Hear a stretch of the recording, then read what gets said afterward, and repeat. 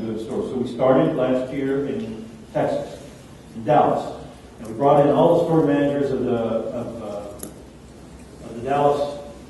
Texas divided into two parts, south and north. I guess that makes sense, but this is south and east. And we had about 200 store managers there, and we said, we need, how many volunteers were we looking for? 10? We would like 10 volunteers to be the training store. So work with community partners to bring folks in, train them. And their idea would hire them in the store, or hire them in the group stores, or hire them in the district, or help them with other employees. That would be the thing. We hoped for 10. 30 people stood up on the spot. They won. And that started there. Then the guys in South Texas heard about this. We didn't have a program for them, didn't have partners lined up, so they started doing it on their own. And as we gone around the country, I was in Indiana with James. Store managers there trying to do their own program. What you're doing over here in the southeast west suburbs, these wildcatters are over here. You're going to do, the store managers are going to do it on their own, support the district manager and the market vice president. Giving people permission to, no, by the way, they're going to create stores of their own, and we're not going to tell corporate about it.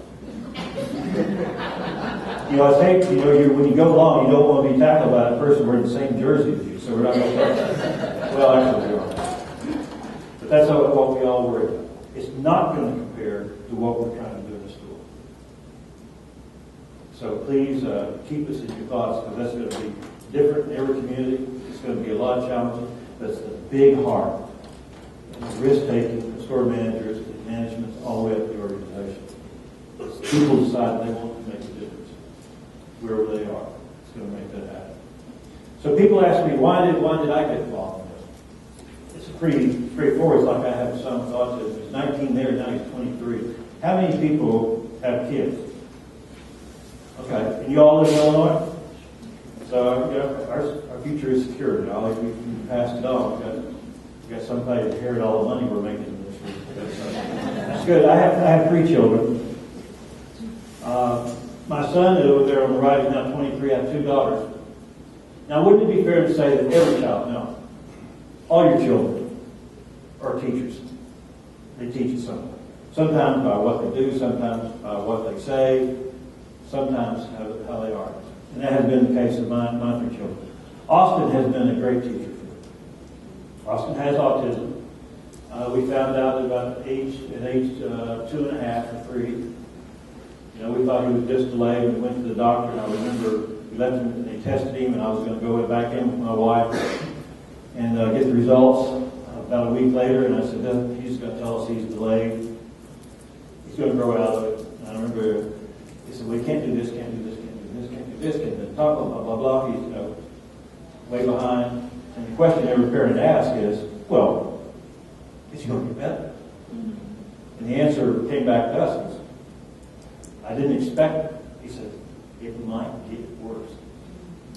It might get worse. Now, and you start seeing this future. This is what parents do. And I know we do this as parents. What's going to, and mine was, will he ever tie his shoes? Will he ever be potty trained? I've got to grab him now and hold him down to cut his hair. What am I going to do when he weighs 200 pounds? And I'm an old guy.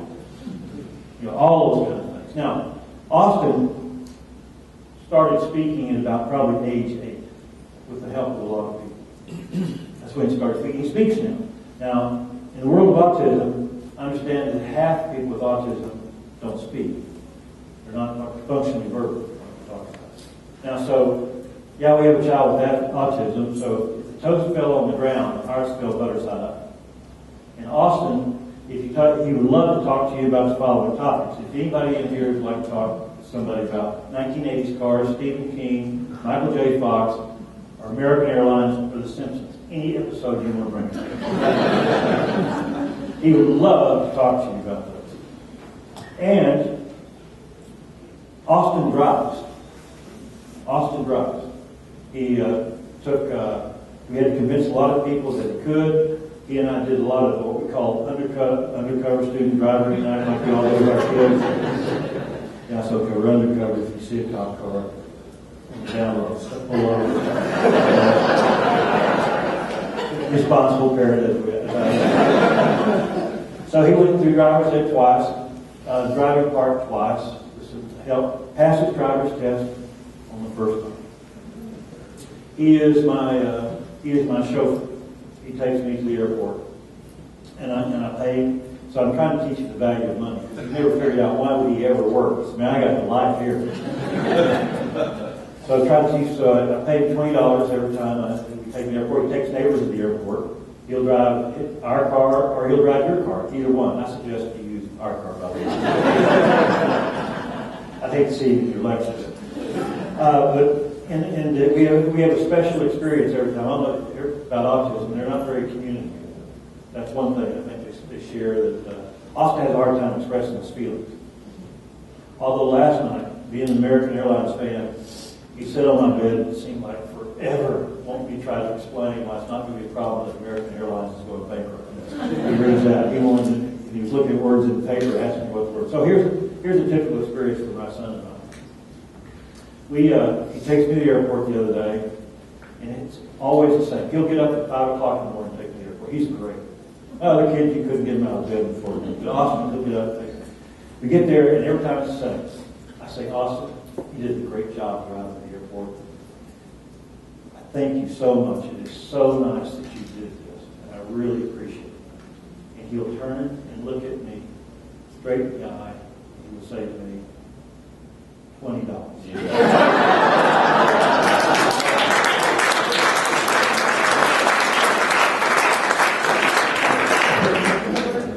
That's our moment together. And he's developed a little bit of guile. He was my daughter on the left-hand side is 21. She's a senior at DePaul. She failed her driver's test. Austin passed his the first time. And one day, one of Allison's friends, Elmer, was over at the house, and they were sitting around the kitchen table. And Austin says, Elmer, Allison failed her driver's test twice.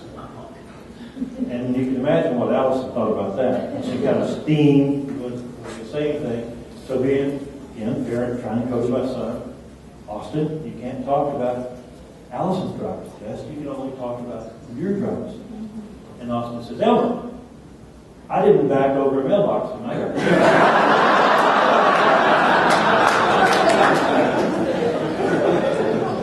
No God. And I have to tell you a story. My son started to work 3 days a week in a Walgreens store, and he loves it. He runs the cash register and all that. He loves it. So one thing you don't when you work when you go to the Walgreens store and work, you don't want to punch in early, right? Everything, do not punch in early. If you start at 8 o'clock, I want you to punch the clock at 8 o'clock, right? So Austin's been working there a couple of weeks. Gets up early, he's always ready. He's really trying to avoid those stoplights that have a camera on.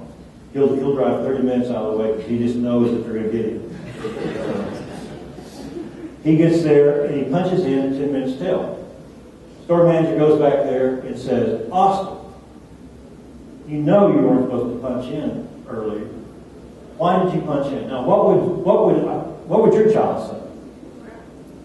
I forgot. Whatever. This is what Austin said. Financial gain.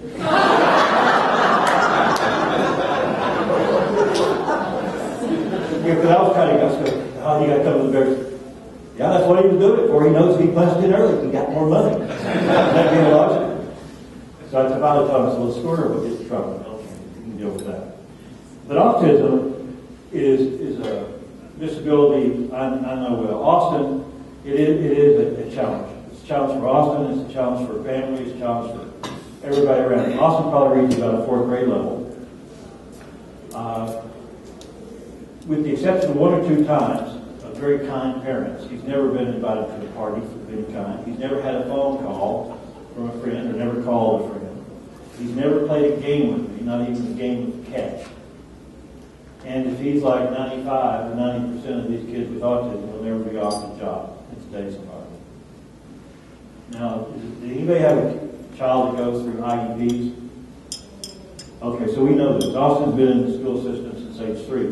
He's now aged out of the school system, so he's in the school system age 21. He's there 18 years, and there's 2 IEPs a year, individual education programs, where you come in, everyone's the same. You all have the same experience. You get there, there's somebody in there with the parents, with the parent and teachers, and you wait, you go in, You laugh, you cry a little bit, all because you're presented with all the challenge. It's a very cold thing. And you come out and there's always somebody there waiting, maybe to go with. One thing we all have in common, disabilities plays no favor. Rich, poor, traditional, non-traditional parents plays no favor. But as a parent of a child with a disability, I know that we all share one hope. If we could have one wish come true, it would be to live one day longer than our child. Because we know, for the most part, they're going to be booted out of the school system at age 21, and they're going to be going into a world much less prepared to compete against everybody else. When it comes to employment, people with disabilities die a death of 1,000 cuts. As an employer, I know it. As a parent, I know it. They may not be able to even get through the application process. In the world of Walgreens, or if you fill out one on the internet, it has a psychological test that when we put Austin through it, we brought the whole family in to try to figure out how to answer those questions. And my conclusion from that is I couldn't get a job one day to get through that. So when I read that affirmative action thing, I read through that and I said, yeah, you treat everybody equal, but you build walls that so a lot of people can't get over to get into that door. They may not have access to transportation during limited hours. They may not learn the way we're used to teaching or on the same time schedule. They don't interview well. They may look differently. They may act differently. And the unkindest cut of all, the belief by most of us, 99% of us, who believe that people with disabilities really can't do the job. It's an act of charity if you can afford it. The first response when it comes to hiring a person with disabilities, that's great for you. That's great for Walgreens. That's great for Office Max. But you know, we're a small business, or we're a big business, or we have all these policies. It's really a charity. And that is the unkindest cut of all. So, what are we to do? I'm going to tell you a story that I think has a lot to do with what we've discovered. There's a play, an adaptation of a Greek play by a fellow named Sean Amy, poet laureate in Ireland. And it's an adaptation of a Greek play about the war in Troy. And in this, there's a character named Philoctetes. Philoctetes is disfigured, disabled, and deserted on an island, one of those Greek islands by himself, because at that time the belief was this was the retribution of the gods. People with disabilities or disfigurements were shunned aside. So he's left there for years. Greece finds itself in this war with Troy. Somebody, one of his friends, remembers that Philoctetes has this magic bow, and they believe that it's going to be necessary to win over Troy. And so they pull up the island, his friends come up the island, go up the island, they find Philoctetes, and they say, will you forgive us? We deserted you. We were your friends. Will you forgive us? And will you come with us? Because you have something that is unique, upon which the nation depends, the livelihood of the nation. And he does. And it's that point in the play where the author talks about all the disappointments of the past, that history, because he's typically the way to project the future is just to take history continues on. That all the disappointments of the past can be overcome in an instant by hope. And here's where he writes quite eloquently.